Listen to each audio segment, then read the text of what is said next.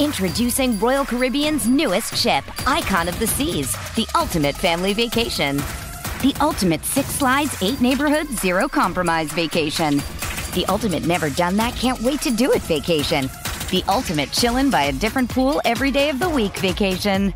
This is the Icon of Vacations. Icon of the Seas, arriving in 2024. Book today. Come seek the Royal Caribbean. Ships Registry, Bahamas. It's time to get your hockey fix. This is Brave the Wild with your host, Paladino Joey, the leader of Minnesota Wild Hockey, here on thesportstuff.com.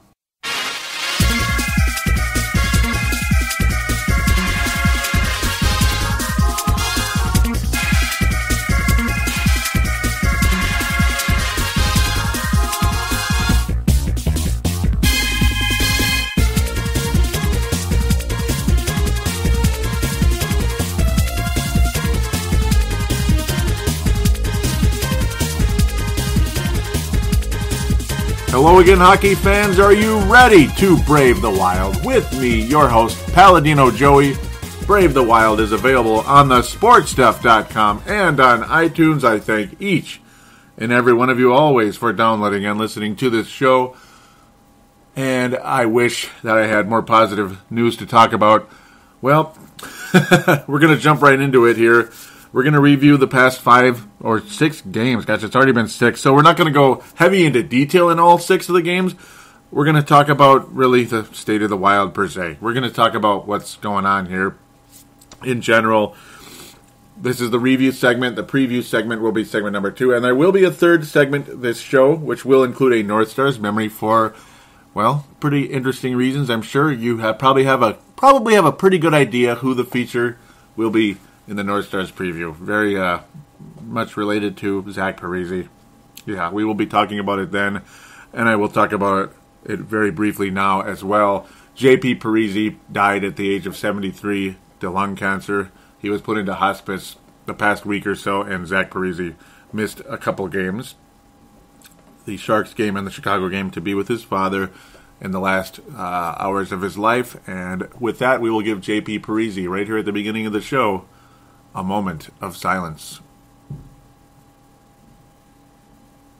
And we will talk more about JP Parise in segment number 3, the North Stars memory, and a very brief and check up on the Iowa Wild. A not so positive one, unfortunately.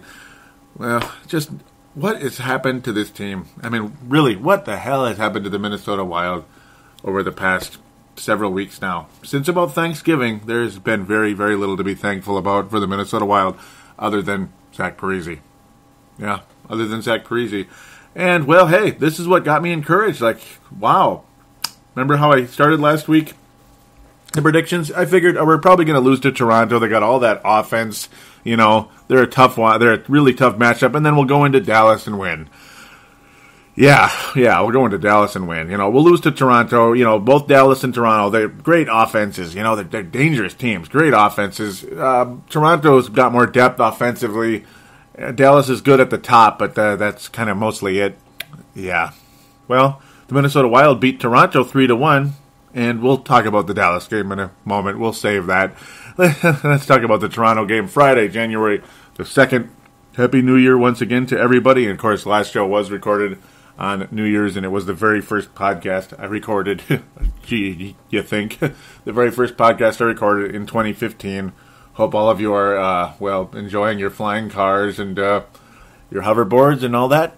Yeah, and automatic drying jackets and clothes and all that. That'd be great, wouldn't it? Yeah, the Wild, gosh, I guess we're going to be fine. You know, we're kind of starting off the new year on a good note. Yeah, a nice victory over the Toronto Maple Leafs, 3-1 over the Toronto Maple Leafs. Nice. Darcy Kemper, boy, he's got it. He's just got it. He's back. He's back at it. It's the Darcy Kemper we saw earlier in the year. You know, he'd been playing better of late anyway. He was good against Columbus. We just made some mistakes and couldn't finish that game for some God, so we have no idea. Only God knows what reason on New Year's Eve, a couple of days before. But yeah, Darcy Kemper's back. He's got it. Yeah, looks good. Mikko Koivu, Jared Spurgeon, both getting goals, both having 2-point games. hey, all's right with the Wild. Not all's right with the world, but all's right with the Wild. Yeah, but saying all's right with the Wild would be just about as silly a statement. Great defense by the Wild, great all-around game, and Toronto, in fairness, not playing well at all. Toronto has not been playing well at all, and I kind of knew it. Obviously, they'd been shelled by the Philadelphia Flyers just a week before, and the Flyers shelled us as well. Oh, did they ever. But we figure, hey, Toronto's got this prolific offense and all that. Well, no, things really falling apart, and the coach was recently fired, and Phil Kessel showing what an ass he is, basically, when they questioned what was... that there was some... The coach was saying there was some difficulty with Phil Kessel. Next thing you know, he's getting a major attitude when the the beat writer came up to him in Toronto asking about what the coach meant there, and he's like, "What are you saying? Are you saying it's my fault? Are you saying this is my fault? And you're an idiot. You're an idiot. This guy's an idiot." He just kept going at him. Phil Kessel's an ass, and I'm glad he's got 45 points on the year so far, but he's an ass, and that's about all we have to say about him. And well, when a coach gets fired very quickly after you beat them, you must not be a very good team. And very quickly after that Toronto game, which is the only positive thing, and I can't even really talk about it now because, I mean, talk about momentum shift, talk about a state of the team right here, talk about an eye-opener in many ways. Saturday, January the 3rd. Well, remember how it's like, hey, the Wild they've finally been winning games in Dallas. Like, heck, the last time they'd won before last year, it was 9/11. I mean, it was the year of 9/11. It was before September 11th, 2001. The Minnesota Wild defeated the Dallas Stars in Dallas, Texas. But then all of a sudden now we're starting to beat them. In fact, earlier this year, we beat the Stars. You know, you can't beat it. We'll be fine. Yeah, it's just great. Yeah, the first period wasn't too bad. I mean, the Wild were hanging in there. Everything was okay. It was just a 1-0 game. It's like, yeah, that kind of sucks. That's too bad we're down 1-0. But everything will be all right. It'll be all right. Yeah. No, it's not going to be all right because before you knew it, the Wild were down 5-0. 5-0. About midway through the second period. You heard that correct? 5-0. Oh, and then Thomas Vanek conveniently scores on the power play. Hey, we'll take it. That's good. Hey, at least he scored. At least the Wild are on the board now. Yeah. But then after that, we get in a nice little scrum with the Dallas Stars. A 5-on-5 scrum or so, per se. That was nice to watch, I guess. That was great. Showed our frustration. And, boy, we've got some fight, man. We got some fight with this team.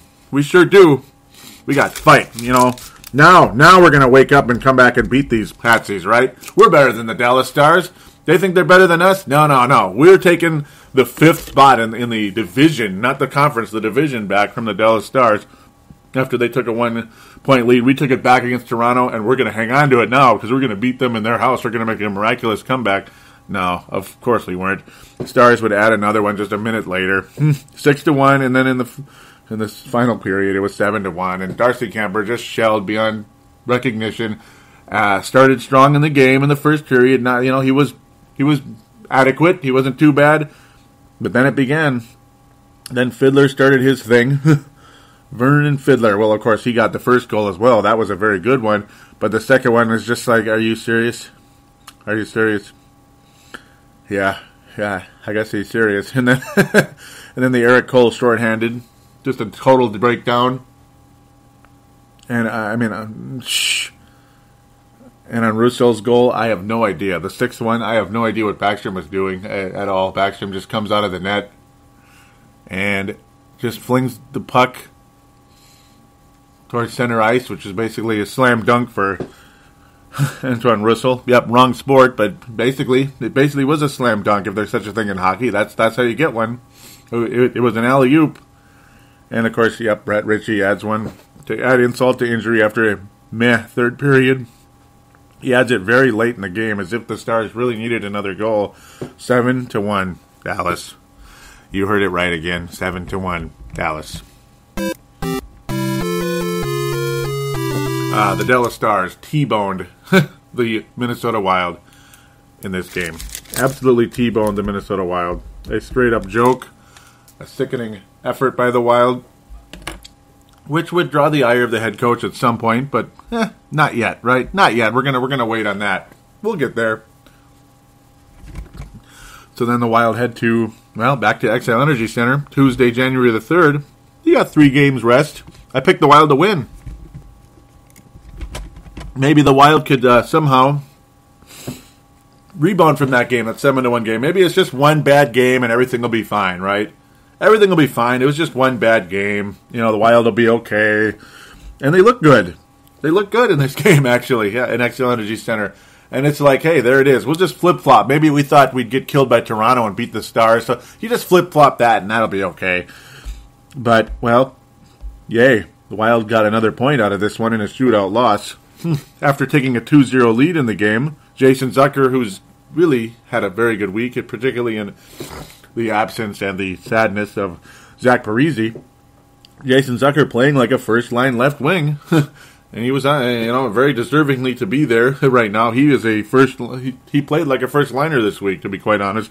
2 goals in this game.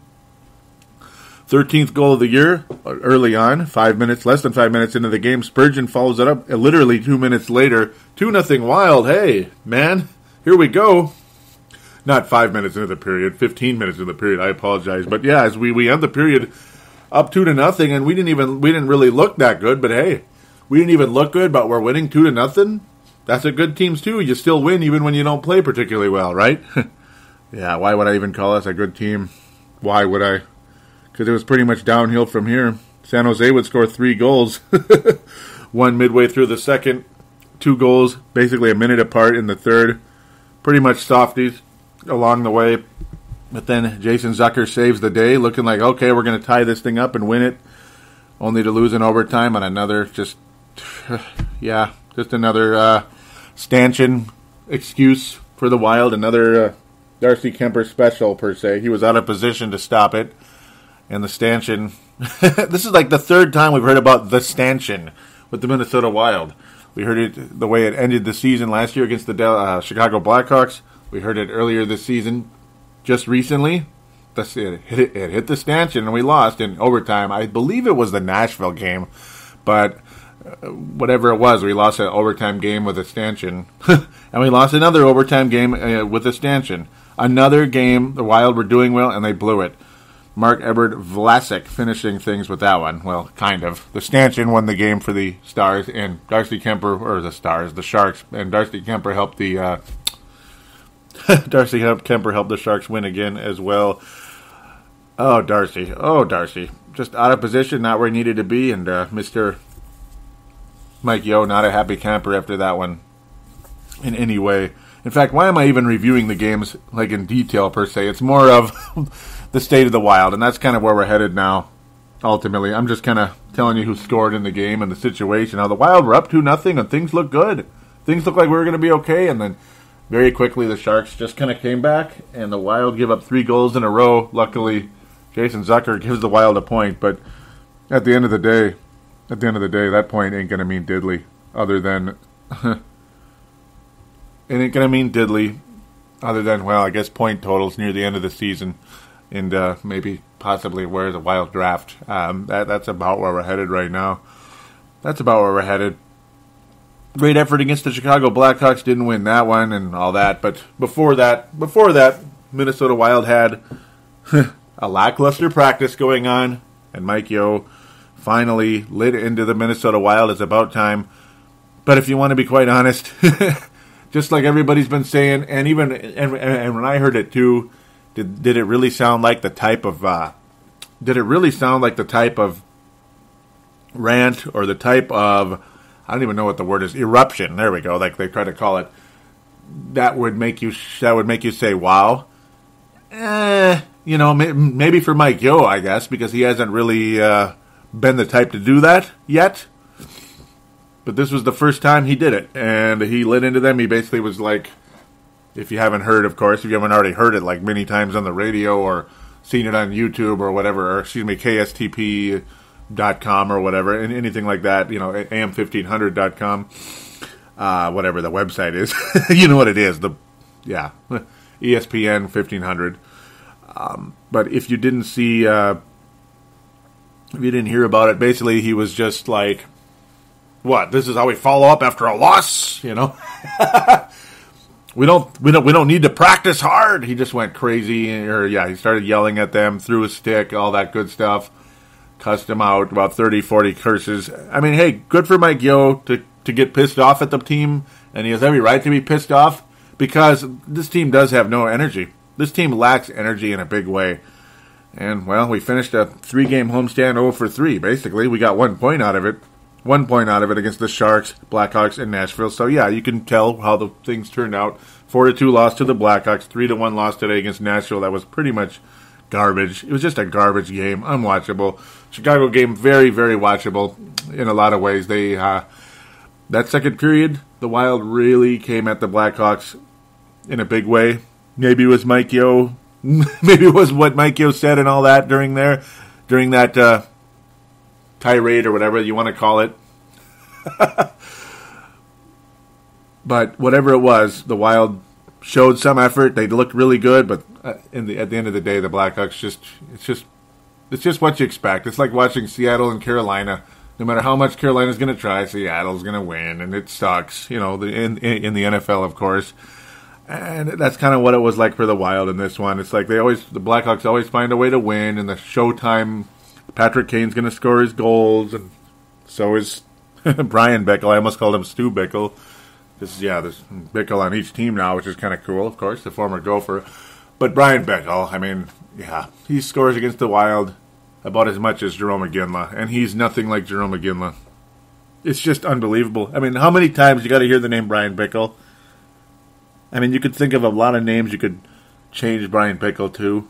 A lot of swear words you could change his last name to, but whatever, we don't need to do that on here. And this, it's just the same old story. And, of course, Corey Crawford looked like Ken Dryden against the Wild, stopping 42 shots. Of course, Corey Crawford's going to be great against the Wild. Of course, just like always. And then other games he won't have a good one. But this was a hell of a game by the Chicago Blackhawks. Joel Quenneville was saying this was a goaltender kind of game. Corey Crawford was better. Corey Crawford was better than Nicholas Backstrom, who, of course, now is the goalie because Darcy Kemper's been put on injured reserve. And it's kind of almost like good riddance in a way. Backstrom only faced 19 shots and stopped. Well, he stopped 16 because Brian Bickle's goal was, of course, an empty netter at the end. It was just a way of like, don't forget about me. I'm going to score against you guys because I always score against you guys. And he had 2 goals in the game, obviously, as well. That was what put the Blackhawks up 3-1. Yep, early in the third period. Another aggressive physical play. Wild could not get the job done. It's just Backstrom certainly not as good as Corey Crawford. Again, only facing 19 shots. Didn't even face 20 shots in the game, and he gave up 3 goals, not 4 officially. Pominville's nice power play, making it 3-2, gave us a little bit of hope, but it's like, we're probably not going to win. Pominville on the power play, by the way. Patrick Kane with his 20th goal early on to make it 2-0. You just kind of knew the Wild weren't going to win the game pretty much from the get-go. You just knew it. The Wild almost never beat the Blackhawks. Even though they play well against them, they just don't beat them. And it's just the story of the Wild right now against the Chicago Blackhawks. Jason Zucker, well, the main positive thing here with his 15th goal. Pominville with 2 points in this game. That's good. That makes him the leading scorer now because Zach Parise wasn't playing all week because of what took place. So, yeah, Jason Pominville's the leading scorer. But, yeah, he certainly doesn't look like it out there. At all. Zucker definitely, though, filling in for Parise in a very positive way in the games that he was able to do that, or in the games that he was moved up a line to the top. Of course, he shovels all the way down to 4th line sometimes, but yeah, all the way up to the top line with Pominville and Koivu, if you can call that a top line, but I guess it is. Zucker producing. I mean, that's good. He's the only young guy right now that's producing at a high level, because even Nino Niederreiter, as much as I like him, and as hot as he was earlier in the season, you can't really find Nino Niederreiter with a searchlight, ultimately. I mean, he had a hat-trick earlier in the year, and he's still at 14 goals. 14. And he had 12 goals, like in early November, remember? Like, early November, he had 12 goals already, and he's only got 15. It's like 2 months later. So much for that. I mean, he still doesn't even have... Well, now he has 20 points after today because he had a really rare assist on Charlie Coyle's rare goal. He got his 4th goal of the year against the Nashville Predators, and that's about all I'm going to say about the Nashville game. It was just unwatchable hockey. And yes, I did see it, and it was unwatchable. It was really bad. It was the kind of game you would turn off. It was the kind of game you would feign interest in. It's just not been good. Not a good product in any way, shape, or form. Minnesota Wild are not going to the playoffs, barring like a miracle of miracles. And it's heartbreaking considering how good the Nashville Predators are now compared to what they were last year. They weren't even a playoff team. Now they're the Blackhawks. Now they're the Colorado Avalanche with young up-and-comers playing out of their minds. Of course, Mr. Forsberg over there. Philip Forsberg. I almost called him Peter. That would have been stupid. But yeah, Philip Forsberg of the Nashville Predators playing great. and Rene, I think I'm saying the name right, the goalie of the Nashville Predators, playing out of his mind, standing on his head. He's the best goalie in hockey right now. Nashville Predators actually have the best record in the league, which is crazy. I don't think that's going to last, but who knows? I mean, sometimes it's just your year. Sometimes it is. Like the LA Kings, regardless if they're the 8th seed or whatever, they went all the way and won the cup. Maybe Nashville, it's just their year where they're just going to dominate and go all the way. Sometimes it happens that way, like the Chicago Blackhawks years ago, and they just were a remarkable team, and everybody knew they were... everybody just knew they were going to win the cup. That was the lockout season. Just everybody saw that coming, and we hated it, but... It was what it was, and it was going to be what it was. As they bounce all over the place. But, yeah, Nino Niederreiter has been virtually invisible.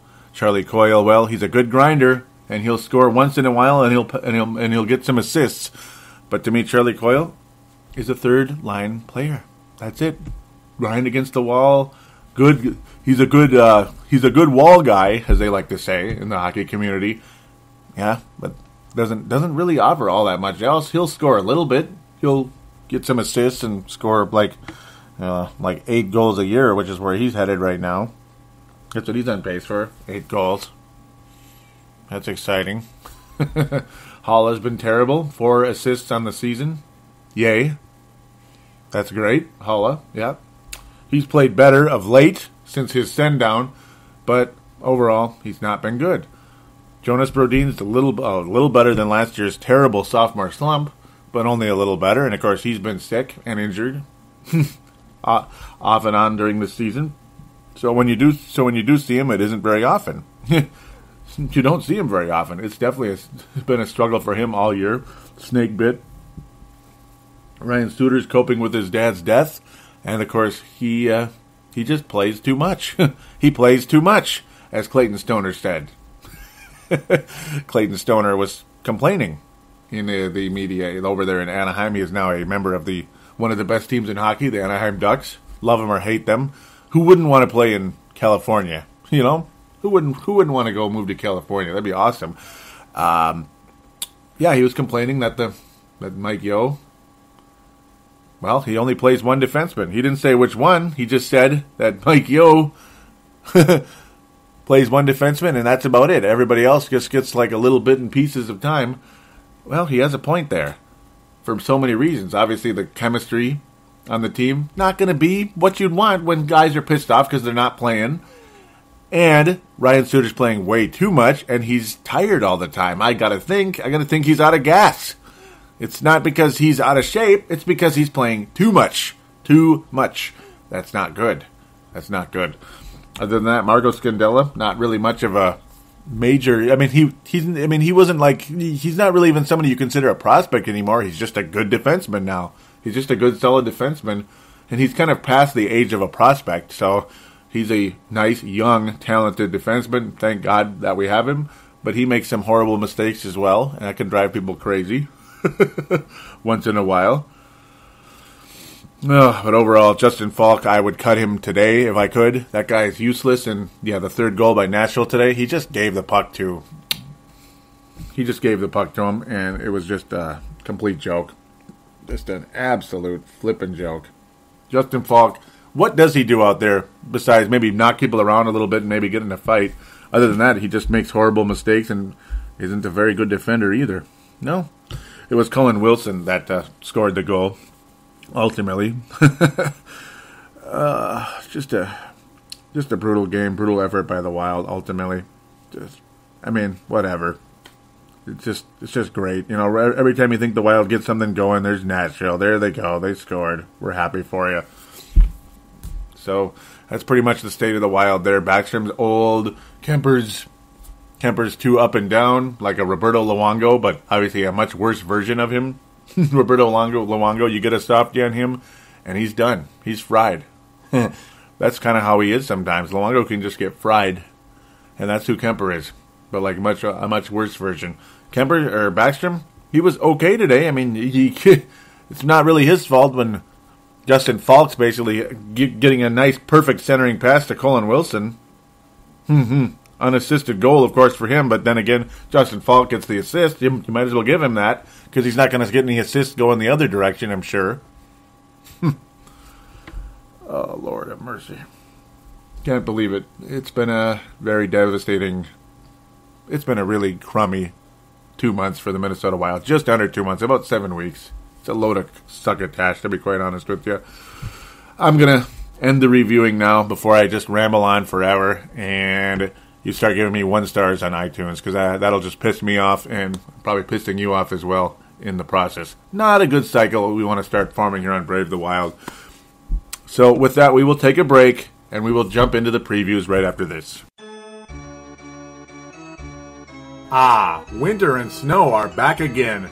Nothing tastes better this time of year than Vanilla Bean Buffalo Sweat by Tall Grass Beer from Manhattan, Kansas.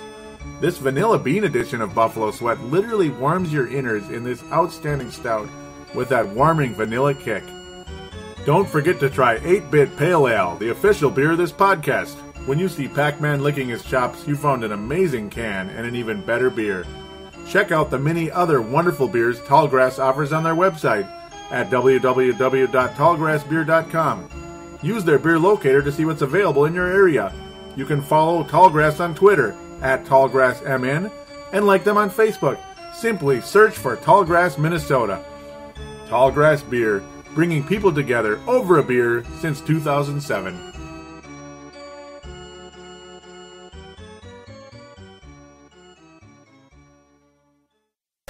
Too busy to sit in front of a computer? Simply download Brave the Wild on iTunes for Apple devices. For Android, download the Double Twist app. And for Windows and BlackBerry phones, simply find us in the store.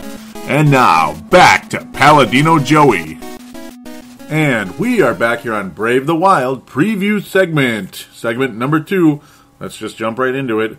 Tomorrow, Sunday, January the 11th, so obviously it's Saturday, January the 10th, I'm recording Brave the Wild on a Saturday this week. That's probably going to be typical. Saturday, maybe Friday, maybe Sunday, whatever. It's going to be sometime around then, maybe even a Thursday sometimes. But yeah, you get the idea. Later in the week. We head to Chicago. Yay. We head to Chicago. Well, we all know who they have. Corey Crawford, Patrick Kane, Jonathan Toews. Yeah, Sharp and Brandon Saad and all these guys. Brian Bickle, blah, blah, blah. Do we have to go over them again? No. Do the Minnesota Wild win in Chicago tomorrow? Probably not. It would be wonderful if we did, but when's the last time we won in Chicago? Well, I guess we snuck one in the playoffs last year. Yeah, I guess we did, but that's about all I got to say about it. I don't think the Wild win tomorrow night. They're not playing well. We don't even know who our goalie is. Supposedly the Minnesota Wild are out shopping for goalies right now. But, we'll get back to that when the time comes. I mean, I'll believe it when I see it. Cam Ward is one of the guys that's out there, 30 years old, very talented, all that good stuff. I've been playing on a bad team this year. Not sure how long you can depend on a guy like that. He's obviously very good, but he hasn't played like big time hockey in many years. So he hasn't been in a big game in many years. So hard to say just how good he really is ultimately down the stretch. I mean, yes, he won the Stanley Cup, but that was 2006. He's 30 years old, not 40. That's the good part. Unlike Brizgalov, who's like in his mid-30s already. Patrick Brodeur. Yeah, I'm thinking about Martin Brodeur. he is in his 40s. He was already let go by St. Louis, who, unbelievable that he played on a different team at the end of his career. Kind of weird, just like Mike Modano did. That was a waste of time playing on Detroit. But, well, I guess he got to play at home, though, so that's good. Went home a lot earlier than Zach Parise did. That's the positive. You could say Minnesota Wild, by the way, might as well throw this in dead last in the Central Division. Dead freaking last. We're even behind the Colorado Avalanche now. That's how rough it's gotten. I mean, it's rough, man. Remember when we figured, the Stars are only 3 points behind Winnipeg, we'll be okay. 'Cause Winnipeg's been on a snide of late. Well, we're now 6 points behind Winnipeg and 3 points behind Colorado. 3 points behind Colorado. Yeah, that really sucks for us right now. Dead last. And I guess we deserve to be there. The Wild will not beat the Chicago Blackhawks tomorrow night. The Blackhawks will win.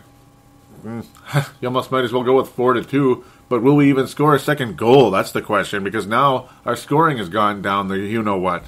I mean, we got 3 goals against the Sharks and 3 goals against Toronto. But overall, it's been real quiet. 1 goal against Dallas. Only 2 against Chicago and 1 goal against Nashville. 4-2, I mean, I guess it's going to be 4-2 again. I know that's kind of a lame number, but then again, is it? Chicago is a talented team. They're going to score goals. The Wild will maybe sneak in 2. That's not exactly a good number, but it's better than 1. Yay. Wild get no points out of that one. That is obviously a regulation loss. Tuesday, January the 13th, Minnesota heads to Pittsburgh. We've had some good games against the Pittsburgh Penguins, and we have gotten our ass kicked against the Pittsburgh Penguins. Where do we go with this one? Well, the way the Wild are playing right now, I don't know about a victory. I mean, I don't know. We're almost 500 now. In fact, if and when the Minnesota Wild lose to Chicago, they'll be 500. They'll be 18-5 at that point. Can you believe how good, with how good well the Wild were playing earlier in this season, that we are now flirting with 500 and in dead last in the division? It's just a joke. It makes you sick. Pittsburgh Penguins came to Minnesota November the 4th when the Wild were playing well and beat the Wild 4-1. So did the Wild beat the Pittsburgh Penguins, who are, second place in the division by only 1 point behind the incredible New York Islanders of 1980. No, I'm just kidding. Basically, 80 through 83, when they won 4 cups in a row. They're looking like a great team right now. For now. Wild are not going to beat the Pittsburgh Penguins either. Wow, we're going to be below 500. Below 500. It's just like the good old days of Warren Peters, man. Warren Peters is back. Old AHL third liner on the top 2 lines for the Minnesota Wild back when we lost like a million games in a row. Mike Yo's first season with the Wild. Injuries plagued the team, and his coaching style was not really up to par at that point. Yet it's like, he's learning, he's getting better. It started good and then went straight downhill, and of course the injuries don't help either. Yeah, Wild are not going to beat the Pittsburgh Penguins either. There's just no way. Penguins win the game. Do I say 4-1? Nah. I think the Wild give a little fight in this one, but lose 5-3. 5-3. They're going to give up 5 goals against the Pittsburgh Penguins, but they'll score 3. So it's going to be one of those games. A little on the higher scoring side, we'll say. But there is an end. There is an end to this nonsense. There is an end. And if there isn't an end to this nonsense, Mike Yeo will be fired. He will. This is the game where Mike Yeo gets fired. Thursday, January the 15th, the Minnesota Wild head to Buffalo, New York. The 14-26 Buffalo Sabres. There will be an end to one or the other here. Minnesota Wild won 6-3, and remember, they were really messing around with that Buffalo Sabres team back in mid-November. That's when some of the bad habits started to really show themselves at that point in time. Bad habits that were like, what the hell are these guys doing? Man, what is wrong with these guys? They're getting a little bit too, I don't know, a little bit too overconfident, thinking, we'll be okay. We'll still find a way to beat them. We can just kind of screw around out here, just kind of give up like lanes and stuff, or, like make risky passes, because we'll just put the highlights on these guys. We'll be fine. 6-3. That's a pretty nasty game. Lucky the Wild were really up to the task in scoring. And they better be going into this one Thursday, January the 15th. Because if things are headed where I think they are, with losing to Chicago and Pittsburgh, I think you lose in Buffalo. I think Mike Yo's job will be in trouble. And that doesn't necessarily mean that it's all his fault. But after obviously the tirade, or whatever you want to call it, is really, it's stock anyway. It's something that happens in professional hockey, and there have been much, much, much worse ones than that. In fact, many, many, many worse ones than that. A lot of guys are just kind of chuckling like it's not a big deal. Like a Tortorella is worse than that guy. Like any day, John Tortorella, he's always gonna slam all over you. But yeah, Minnesota Wild have got to win in Buffalo, and I predict they will. 4-2. They will win 4-2 in Buffalo. A nice, solid little game for the Wild. Maybe some type of, hopefully a good habit booster, but we'll probably see goals from like guys that you almost never hear about much. maybe Erik Haula will finally score again. That'd be great. But it'll probably be people like, I don't even know. It'll probably be like Justin Falk will actually score a goal. Like, ooh, or maybe Marco Scandella will get a slapper, which I'm not against that at all. That'd be great. But it'll probably be more like the Matt Cooks and Ryan Carters of the world that'll score, not the Zach Parisis or Parisi maybe will get one. I'll give him more credit than that, but it won't be like the Pominvilles or the Vaneks. Hey, Thomas, this is your chance to do well against your old squad. And he probably won't. He won't score against them.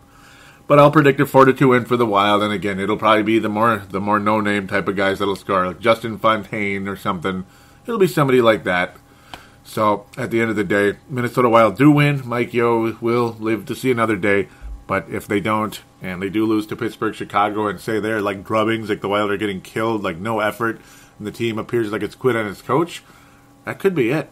And then Chuck Fletcher's next. And that really sucks saying that. I mean, it aches in my heart to say that Chuck Fletcher could be on the fritz here.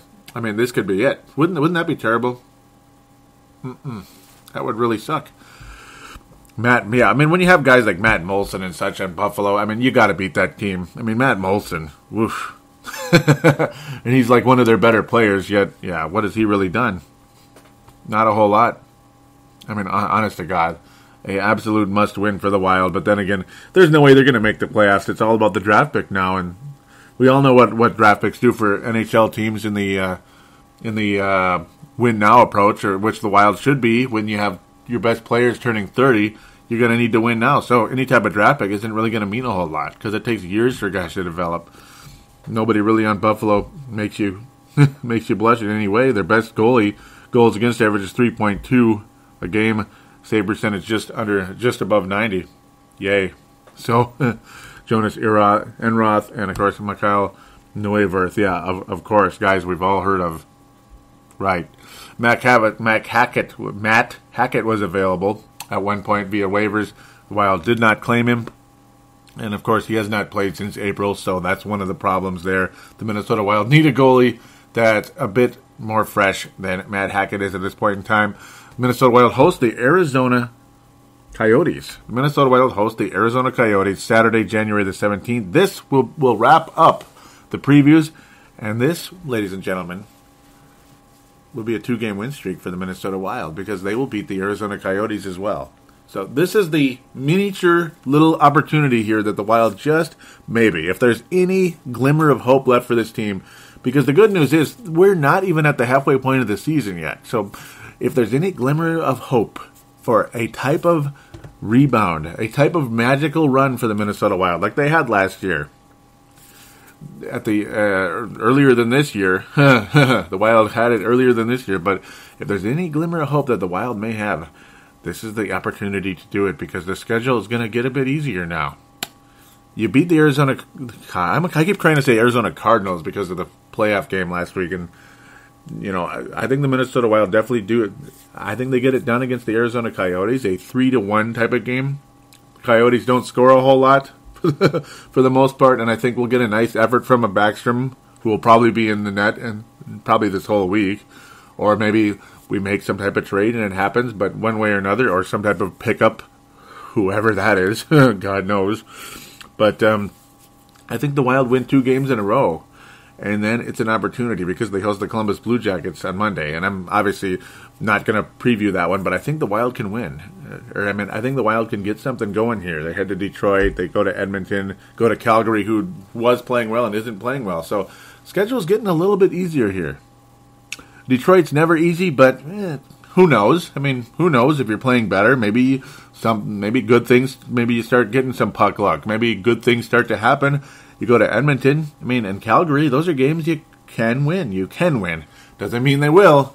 And if they lose like all these games, I mean, absolutely, Mike Yo's going to be gone because you can't lose every game with a payroll and a roster like this. You just can't. And I don't imagine that Mr. Leopold is going to stand for that garbage. And then Chuck Fletcher, they're going to be sitting down and talking to him like, what the hell's going on? And he's next. I mean, he's next. he'll be facing a possible guillotine too. And that doesn't mean it's going to happen, but it's possible. It's possible if things head south. But this is an opportunity for things to head north. So believe it or not, I'm ending a very grim, very depressing review and preview segments with a possible light at the end of the tunnel here. A possible crack in a very, very, very tough wall that's blocking the Wild from the postseason. There is a possible teensy-weensy little crack that just maybe they could do something. This is the time to do it later next week. So there it is. Let's end the previews. So believe it or not, I have the Wild coming out with 4 points in this one.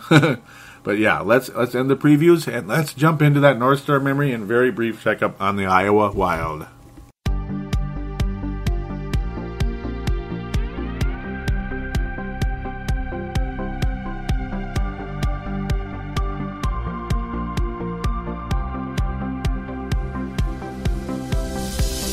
Do you shop on Amazon? Did you know that you can support this podcast just by doing your normal shopping on Amazon? It's really easy to do. Just go to thesportstuff.com and click on one of the many Amazon pictures. Do your normal shopping, and Amazon sees that we referred you, and they give us a percentage. We'd like to thank you in advance for supporting thesportstuff.com, and please use our Amazon link. Now enjoy the rest of the show. We are going round like Saturn. Contact us and support Brave the Wild by liking us on Facebook and following us on Twitter. Don't forget to call into our phone lines at 209-736-7877. That's 209-736-7877. And we are back here on Brave the Wild. It is segment number 3. That means the North Star memory. And a brief checkup on the Iowa Wild to see how the prospects are doing, or, well, just AHL players at this point are doing. We'll see how they progress down there at some point, but they certainly didn't progress the past couple of weeks here. But more importantly, the North Star's memory. It's back. Yes, the North Star's memory is back. Generally, I try to keep it on a positive light, but I also try to keep it in something related to what's going on currently. And right now, well, a former North Star, a Yoda of hockey, per se, has left us. J.P. Parise, of course the father of Zach Parise, and of course a former North Star who played with Lou Nanne and many others, has left us due to lung cancer. Age 73, he had gone into hospice past few days. Of course, Zach Parise missing the Sharks game and the Chicago Blackhawks game.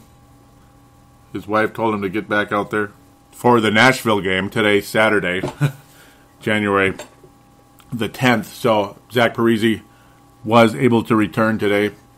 Played with passion out there. Unfortunately, the Wild didn't play with a lot of passion, though. And he was very emotional after the game in a sad way. He just was very sad with Zach Parise, and very understandable. As obviously the North Star member today, Jean-Paul J.P. Parise. We're going to talk about him right now a bit. And what's really interesting is that J.P. Parise connects us to a Minnesota professional hockey franchise that did exist in the early 60s. So one that existed before the North Stars, but it was in the Central Professional Hockey League called the Minneapolis Bruins. The Minneapolis Bruins. So there was a hockey team with Minneapolis on it. That's kind of cool. And J.P. Parise was here. So it was his first stint in Minnesota before he came to the Minnesota North Stars. How about that? So it's like Parisi was always meant to be here, wasn't he? Both Parisis, ultimately, when you think about it, because neither one started their professional career or even NHL career in Minnesota. Ultimately, he was a member of the Boston Bruins organization, per se, their farm system, we'll call it, of course. Well, obviously, that's what it would be. The Minneapolis Bruins were part of the Boston Bruins. They wore the black and yellow, just like the Boston Bruins, had the B, everything. Just very cool that we were able to have that. It's just neat to think that there was professional hockey that long ago. Yeah. I kind of wish we had a minor league hockey team in Minnesota. Maybe the Wild will come here, but then I don't know. They probably won't be able to do that, would they? maybe we can't do that. So we'll just have to let that go. Even though Chicago has like minor league hockey, and so do other cities. But oh well. Ultimately, the Minneapolis Bruins only were in Minnesota for a couple of years, and they ended up moving to Oklahoma City, where they became the Blazers, and they ceased to exist in 1977. The CPHL lasted until 1984. But, yeah, I mean, so many of those minor league hockey leagues kind of came and went over the years. The AHL, amazingly, still around, even though it was around that long ago. And the Rochester Americans still exist today, which is nuts. J.P. Parisi, again, started his career with the Boston Bruins. The NHL, there wasn't a whole lot of parity in the league at the time, only 6 teams, so it just kind of is what it is. There wasn't a lot of jobs available. He only got to play 3 games for the Boston Bruins in 1965-66, and then 18 games the next year, which he got 2 goals and 2 assists in that brief amount of time. And then ultimately was on the Oklahoma City Blazers, which is, again, that same affiliate. Got traded to the Toronto Maple Leafs, only got to play 1 game with them, and got an assist in that game. And then was with the Rochester Americans, which I do believe was the Toronto Maple Leafs affiliate at the time, and then was traded to the Minnesota North Stars, and then his career began. And then there it was. We saw J.P. Parisi. We saw the passion, the hard work that he brought to the NHL in so many ways, in which he's really, truly passed on to his son. I mean, all the hard work you see from Zach Parisi out there today, you see every pound for pound, he's worth every penny, because he works his ass off every single play, every single game. And J.P. Parisi was the same player as, like way back 40 years ago with the Minnesota North Stars.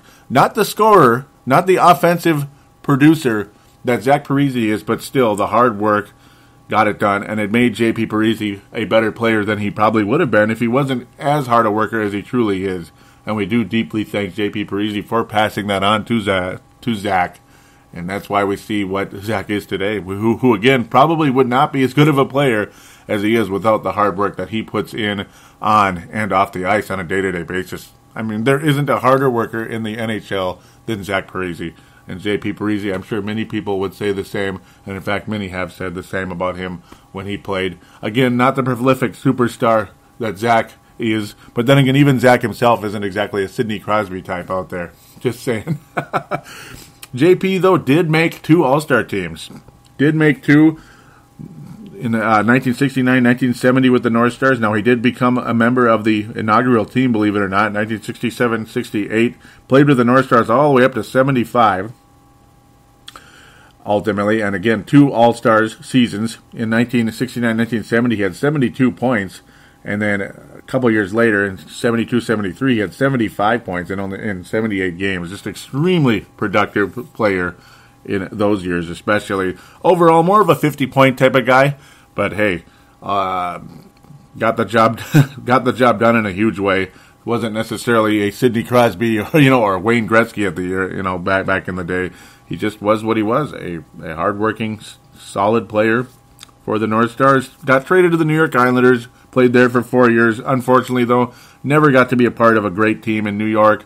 Was a part of a very good team in the early days of the North Stars, where they almost went to the Cup Finals really early on. Didn't quite make it. And then, well, I guess they traded him out of here before they started to stink in the late 70s, the North Stars. So that's good for him, but unfortunately never got to win the Stanley Cup with the New York Islanders or the Minnesota North Stars during those years. Wound up with the Cleveland Barons in 1977-78, and then, of course, that meant the famous merger, the Cleveland Barons with the Minnesota North Stars, where we got all those players Well, guess what? J.P. Parisi was one of them, and he got to finish his final season with the Minnesota North Stars in 1978-79. Got to come back home to Minnesota, where ultimately later on he became an ambassador for the game of hockey. Not that he wasn't already. Became a true Yoda of the game, a true Yoda of hockey in the state of Minnesota, and for the NHL. And then ultimately, well, he bore two sons, Jordan and Zach Parisi. Jordan was a nice goaltender, and ultimately played for North Dakota Fighting Sioux, as did Zach Parisi. North Dakota Fighting Sioux, obviously, of course, drafted by the New Jersey Devils, had a 93-point season early on, just really productive. Wound up with Minnesota years later, obviously with a $99 million, 13-year contract. Really cool. And JP was very instrumental in Zach's return to Minnesota. He really pushed to get Zach back to Minnesota, and I still remember Paul Allen, PA of KFAN, having JP Parisi on in around, was it April? No, it was around like May, June or so. You know, like well before the free agency period. It was still during the playoffs when actually Zach was still on his playoff run to the Stanley Cup Finals, and JP was saying, yeah, he's gonna do the best he can to get his son home. It's obviously up to him at the end, but he's going to do what he can to get Zach to come home to the Minnesota Wild. And it was a very awesome booking by Paul Allen. And that was a really, really nice show. Hearing J.P. Parisi talking about all these memories with the Minnesota North Stars. Felt like you're going back in time. Like even though I wasn't there, I felt like I was there listening to J.P. And gosh, so cool and so sad to see him go. So sad indeed. Obviously, I never knew him. And I keep saying, obviously, I apologize for that. That's poor. But, yeah, I never knew J.P. Parisi, of course. But ultimately, on that show, it was definitely somebody I wish I did get to meet somehow, some way. Oh, hopefully someday I'll meet his son, Zach Parisi. That would be quite an honor, without a doubt. J.P. Parisi, we will definitely miss you, but we will always remember and honor you as one of the true Yodas of professional hockey in the state of Minnesota. So with that, we will very briefly check in on the Iowa Wild. Very, very briefly. They've been playing slightly better, pretty much 500 hockey the past week or so. In fact, that's exactly what it was. A 3-0 loss to the, like I said, Rochester Americans back on Friday, the 2nd of January. Then they beat the Utica. They beat the Utica Comets 2-1, the Texas Stars 2-1. And then San Antonio, they lost 8-3. That's pretty rough. All the games were on the road for Iowa, so they were on quite a road trip there, with about a 5-game break in between. They're playing a little better, but overall, most of the players on the roster, nobody again is really majorly standing out, other than Matthew Dumba, which is a good thing, or Matt Dumba, pardon me. That's a good thing. I mean, I have no problem with Matt Dumba playing well, but ultimately he's going to be in the NHL, and he's not somebody that was really necessarily sent down there to develop over the course of time, but then again, I guess he is now. Where other guys, they're there to develop to even get to the NHL, where Matt Dumba's already been in the NHL. But I do like the progress he's made in the 16 games he's been there. He's had 12 points. That's good. Another man of note, of course, being Josh Harding. The MS did flare up. He only got to play in 2 games and averaged over 3 goals in those 2 games in the AHL level. That's not good, but again, the MS flared up, and, I guess that's all she wrote for Josh Harding for the time being. Brett Sutter's back down there, unfortunately. I really liked the effort he brought to the Wild and the energy, and, I mean, I think he's a worthy player with the Minnesota Wild, whereas Mike Yeo was making the comment that he wasn't happy with Brett Sutter's training camp. That's kind of why he didn't make the team early on. Well, I guess he's back in Houston again. Zach Phillips continuing to struggle. Only 13 points in 36 games. It's like, what more can you say? Brett Ballmer's doing a whole lot of nothing. Remember how close he was to being on the NHL roster at one point in time? Seems like a million years ago. Stu Bickle was sent back down, which I have no idea why, when Justin Falk is on the NHL roster instead of Stu Bickle. I have no idea what the hell they're doing there. Not happy with that. Tyler Grayovac playing well down there, without a doubt. He's probably the best player on the roster right now. 7th round pick, kind of like, again, like Eric Holla, how he was a 7th round pick that was leading the, at the time, Houston Aeros in scoring and the Iowa Wild and all that good stuff. And then he was, next thing you know, he was on the Wild and stuck around. Unfortunately, he definitely took a step back this year, like I talked about extensively early on. So that's pretty much your Iowa Wild update for the time being. Jordan Schrader's even on the roster, believe it or not. But overall, really nothing to brag about with the Iowa Wild right now. They're playing a little better, but again, nobody's majorly standing out other than Matt Dumba. And, of course, he's a guy who's already been on the NHL roster. So we'll just see where things go with Tyler Grayovac. He got his feet wet, a little 3-game stint last week. Didn't majorly stand out, but there were some positive signs, basically. Just a good NHL sense. So maybe he will be back at some point in time. So other guys that are underachieving, watch out. Watch out, guys like Grayovac. And, well, I don't know about Zach Phillips, but maybe a Jordan Schrader or Brett Sutter just might take your job, young man. Just might take your job. And I think Stu Bickel is definitely more worthy than Justin Falk at this point in time. But then again, at times they play on opposite sides. That could be the issue right there. Well, it is what it is. Hoping for the best. There is a possible light at the end of the tunnel. That was the positive thing I ended this show with, or that I ended the segment with, the second segment. That's the hope. That's the hope that a couple of easy games coming up, and I'm saying that very carefully, but an easier schedule coming up could be the secret to helping the Wild finally getting out of this massive funk that they've been in. It could be the key to them finally doing something. And, man, wouldn't that be nice, though, to come back on a 2-game win streak, maybe even more than that, should the Wild do something wonderful and upset the Pittsburgh Penguins? Well, I still remember the episode last year, a little bit over a year now, so obviously the Wild will be starting on their run back to the postseason at a later time than last year, so it's going to be a very steep hill to climb, which was the name of last episode. But I still remember calling the show Strange and Wonderful because I couldn't believe it. Guys were injured. Multiple players are injured, and yet the Wild were playing better than ever. They were beating the Kings. It was just crazy. They were beating like the Kings and the Blackhawks and the Canucks, and it was pretty nice. So we'll see. Hopefully something like that does happen. But it's got to start by beating the bad teams. You don't beat the bad teams, we're going to have a new coach, maybe a new GM too.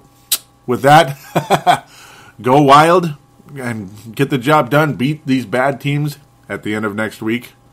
And try to hold your own against Pittsburgh, Chicago. We'll be back next week. Do take care, everybody.